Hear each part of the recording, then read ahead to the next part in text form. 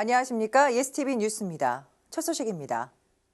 근로기준법 개정안이 지난주 국회를 통과했습니다. 고용노동부가 그 향후 계획을 발표했는데요.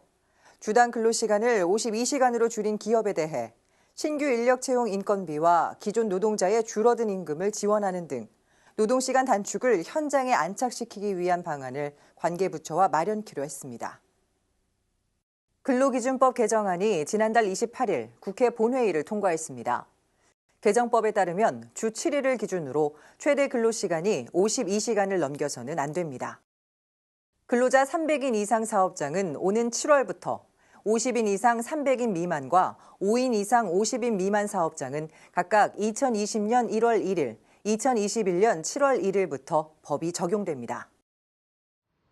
고용노동부는 이를 위해 주 52시간 근로 안착 지원 계획을 발표했습니다.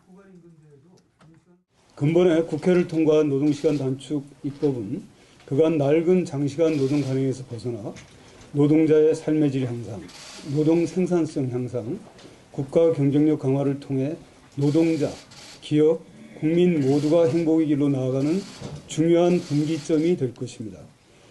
정부는 국회를 통과한 근로기준법의 차질 없는 시행과 현장 안착을 위한 다양한 후속 조치를 조속히 추진할 계획입니다.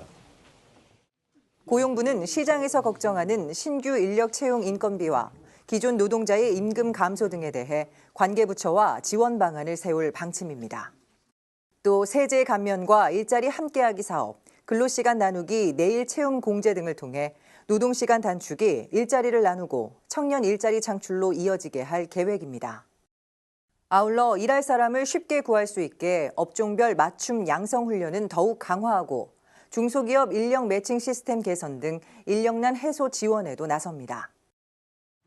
이와 함께 고용부는 근로시간 단축 시행의 빠른 정착을 위해 사업장에 대한 지도 감독을 강화하기로 했습니다.